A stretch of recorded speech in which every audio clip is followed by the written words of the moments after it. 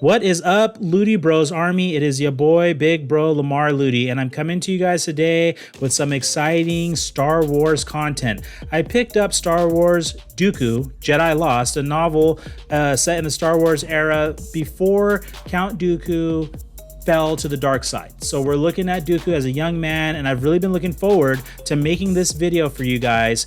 I've always liked the character of Count Dooku. I always thought he was interesting, and when I saw that this novel was going to be coming out, I was excited to get my hands on it and pick it up because I really wanted to see what was going on with him that led up to him being one of the fallen Jedi to go ahead and leave the Order.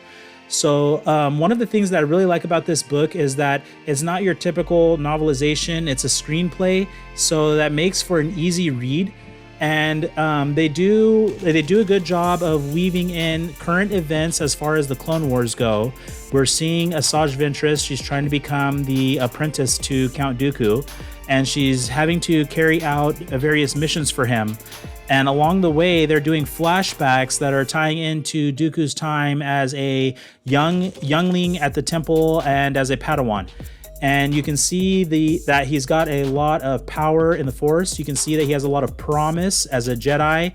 A lot of the Jedi and the Council hold him in high esteem. And a lot of people think that he will eventually become the Grand Master of the Order, that he has the potential to become the Grand Master and work either alongside Yoda or even potentially take his place one day. He has that much power in the Force.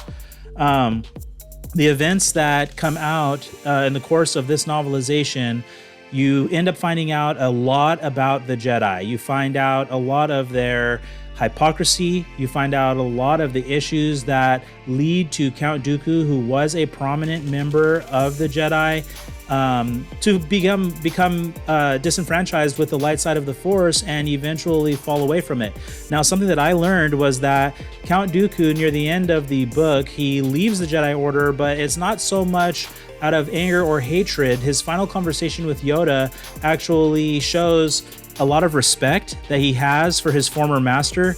But the events that are going to take place that will eventually lead him to fall to the dark side, they were not covered in this book. So once again, like Little Bro and I have said in previous videos, you're going to have to pick up more content. You're going to have to pick up more forms of media from Star Wars to get to the answers that you're looking for.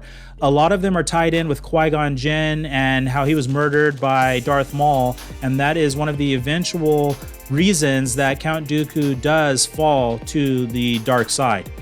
But he is disenfranchised. Like I said, he's disenfranchised with the light side of the Force and with the Jedi in particular because they are no longer able to operate in a way that he sees fit for the galaxy.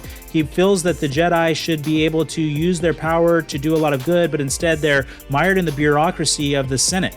And with that being the case, it doesn't seem as if that's a real way for Jedi to operate in order to have a positive impact out in the galaxy, helping people and wanting to make things right for the galaxy. That's Dooku's viewpoint.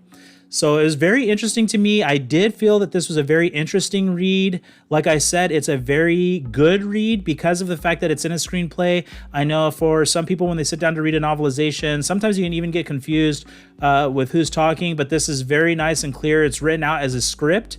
I also feel that helped to bring a little bit of life to the characters because I could hear Count Dooku's voice whenever he had his lines in the book. I could hear his voice. I could hear the deep voice, the baritone, and it really helped make it very lifelike and realistic. I would like to see this translated into some sort of live play or live movie, or even have an animated feature put together for it. I really think that Star Wars and Disney would have something on their hands if they were able to put that together.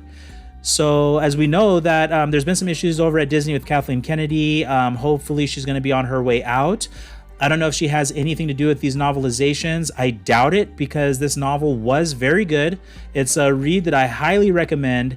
It gives a lot of input and into the backstory for Count Dooku, and it makes him, as being the prominent character, it really puts him on the spotlight, and you get to see a lot more. And you feel, if you're somebody who's watched the animated series, then you feel like you know the character even more. And even with Asajj Ventress, because she's also you're hearing a lot of the story from her point of view as well. and you can really feel a connection with her. Now, once again, the way that Disney does things, you're going to have to pick up some other media to find out Asajj's full story, both in the events leading up to this novelization, because like I said, this is the time when she's trying to become the apprentice to Count Dooku, and a lot of the events afterwards, leading up to her eventual demise, which I might cover in a future video, because that is in a novel. But if you have read this book, hit me up in the comments below. Let me know what you thought about it. If you haven't read it and you're a fan of the dark side of the Force, I highly recommend that you pick this up. It was a great read, something that you can spend some time reading, and you're not going to regret the time that you spent learning about Count Dooku / Darth Tyrannus. All right, well, I want to thank you guys for tuning into this video, tuning into this review of Jedi Lost.